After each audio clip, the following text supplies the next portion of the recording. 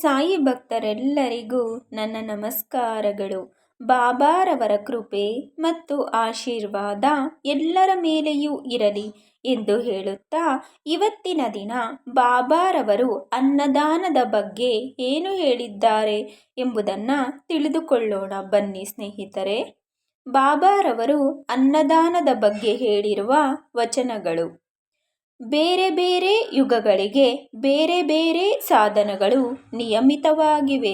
ಕೃತಯುಗಕ್ಕೆ ತಪವು, ತ್ರೇತಾಯುಗಕ್ಕೆ ಜ್ಞಾನವು, ದ್ವಾಪರಕ್ಕೆ ಯಜ್ಞವು, ಕೊನೆಯದಾಗಿ ಕಲಿಯುಗಕ್ಕೆ ದಾನವು ನಿಯಮಿಸಲ್ಪಟ್ಟಿವೆ. ದಾನಗಳಲ್ಲಿ ಅನ್ನದಾನವೇ ಶ್ರೇಷ್ಠವಾದುದು.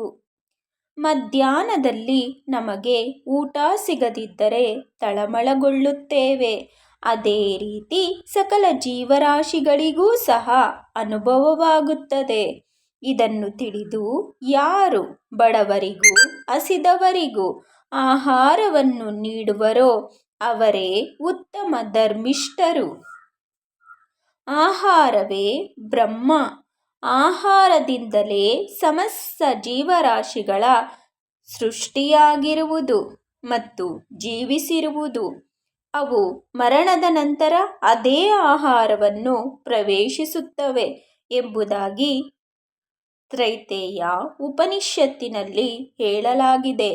ಮಧ್ಯಾಹ್ನದ ಹೊತ್ತಿನಲ್ಲಿ ನಮ್ಮ ಮನೆ ಬಾಗಿಲಿಗೆ ಅತಿಥಿ ಬಂದರೆ ಅವನನ್ನು ಆದರಿಸಿ ಆಹಾರ ನೀಡುವುದು ನಮ್ಮ ಆದ್ಯ ಕರ್ತವ್ಯ. ಸಂಪತ್ತು ದಾನ, ವಸ್ತುದಾನ, ಆಸ್ತಿದಾನ ಮುಂತಾದ ದಾನಗಳನ್ನು ಮಾಡಲು ವಿವೇಚನೆ ಇರಬೇಕು. ಆದರೆ ಆಹಾರದ ವಿಷಯದಲ್ಲಿ ಈ ವಿವೇಚನೆಯ ಅಗತ್ಯವಿಲ್ಲ. ನಿಮ್ಮ ಮನೆ ಬಾಗಿಲಿಗೆ ಮಧ್ಯಾಹ್ನದ ಹೊತ್ತಿನಲ್ಲಿ ಯಾರೇ ಬರಲಿ ಅವರಿಗೆ ಕೂಡಲೇ ಆಹಾರ ನೀಡಬೇಕು. ಕುರುಡ, ಕುಂಟ, ಹಳೆವ ಯಾರೇ ಬಂದರೂ ಅವರಿಗೆ ಮೊದಲು ನೀಡಿ ನಂತರ ಇತರರಿಗೂ ಬಂಧು ಬಳಗದವರಿಗೂ ಬಡಿಸಬೇಕು.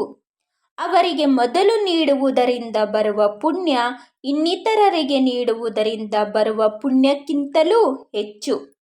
ಅನ್ನದಾನವಿಲ್ಲದೆ ಇತರ ದಾನ ಅಷ್ಟು ಶ್ರೇಷ್ಠವಲ್ಲ.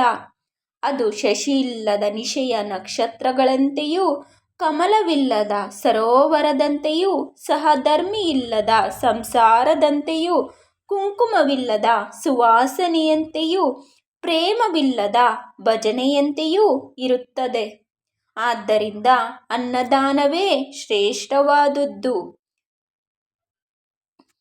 ಪ್ಲೀಸ್ ಸ್ನೇಹಿತರೆ, ಸಾಯಿಬಾಬಾರವರ ಬಗ್ಗೆ ಇನ್ನೂ ಕೆಲವೊಂದು ವಿಷಯಗಳನ್ನು ತಿಳಿದುಕೊಳ್ಳೋಣ.